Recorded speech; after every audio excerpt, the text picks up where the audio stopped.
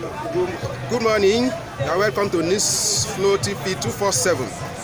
The Northern Elder has rejects the tax reform bill that is ongoing on in the House of Assembly, and they say it doesn't favor another agenda, and they accepted livestock ministry. How does that one sound to you, sir?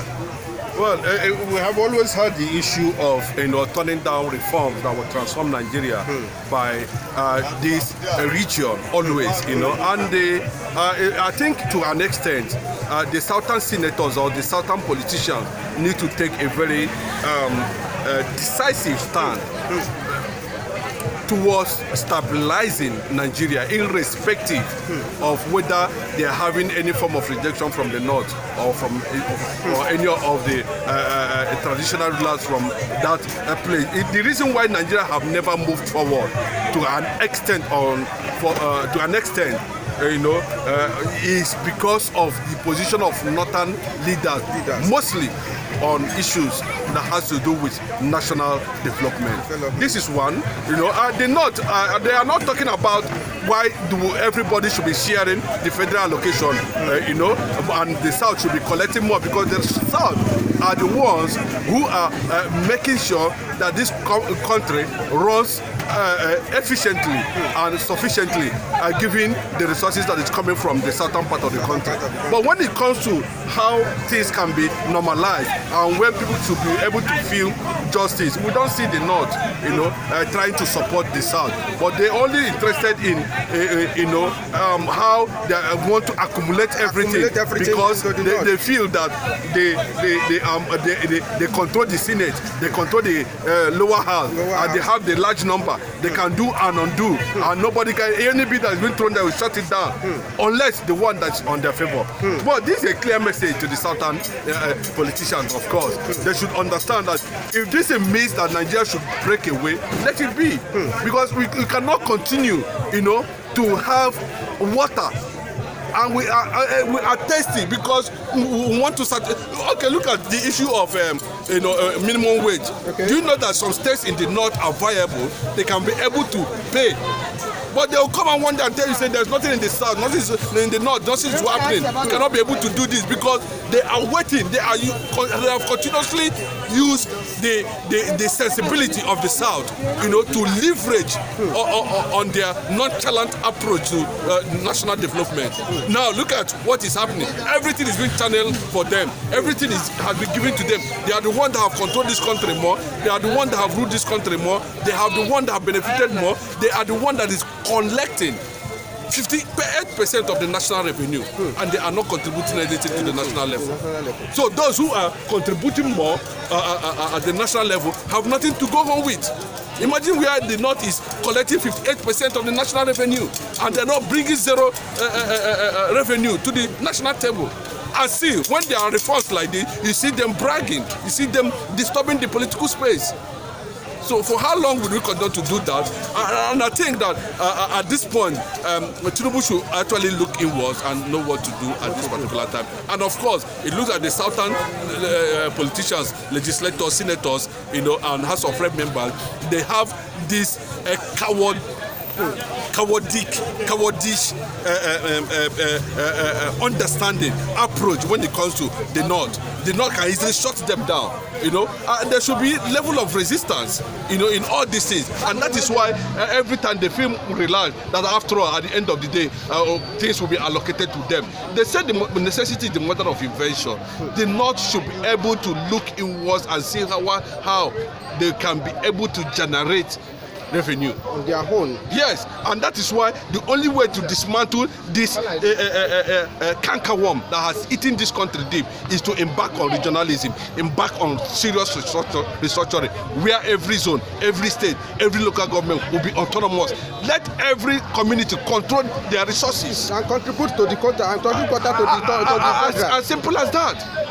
You understand? So that them too will be able to look inward. If you continue like this, I'll tell you, where an atmosphere where there is justice, there is bound to be no peace at all.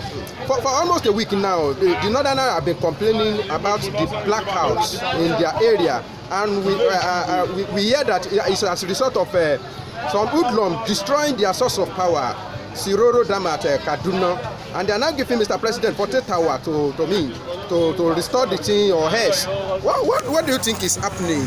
No, let me tell you, it's unfortunate that we are continuing to have, I think we have had 123 times of national grid collapse.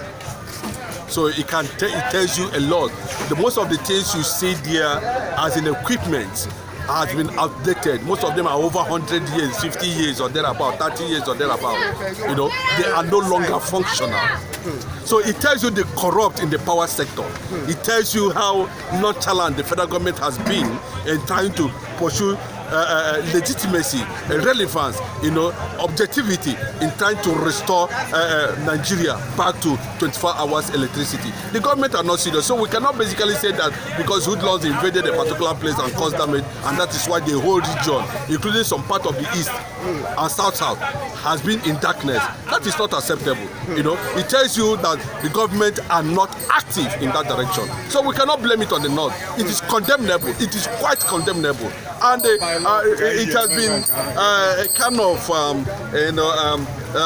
lazy approach to issue that has to do with reforming, the power sector. I think something needs to be done at this point in time, because we keep on over and over, repeating and having situations like this. Please, before you go, briefly react to the death of Igoja at Enugu. Unfortunately, very painfully, a popular musician, Ogene musician, Igoja is somebody who is outstanding. Igoja has been able to create a niche for himself. Igoja is known all over in Enugu and beyond. So Iboja is a character who has defined himself and defined a moment for himself. He's someone who knows what it means, who protects, who projects, the Igbo Ogene music to the world. But it's unfortunate that he was being killed. That's not the only killing that's been happening. There has been numerous extrajudicial killing in the entire eastern Nigeria. And people are asking whether this thing is not actually ethnic cleansing, because a week before Iboja was killed with over 8 times bullet that riddled from the back, and they said it is accidental discharge. We have seen many people like that go down and nothing's been done. But I think, at this point in time, the Enugu people, the Igbo nation, are saying no to the kind of extrajudicial killing, using Iboja,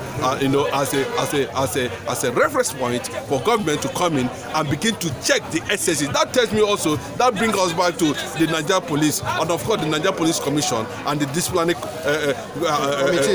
committee that's associated with the police commission. They should look inwards and begin to, tackle the issue of bad eggs in the Nigerian police industry. It's unfortunate that it has gotten to this level, that a trained, assuming a trained policeman cannot be able to handle himself properly to the extent that a gun in his hand discharges, whether it is deliberate or not. The consequences, because this kind of killing cannot be put under the carpet if anymore. Messing up with your weapon is also an offensive in the so that is just the real game. The IG should step in. Now there are so many of them like that.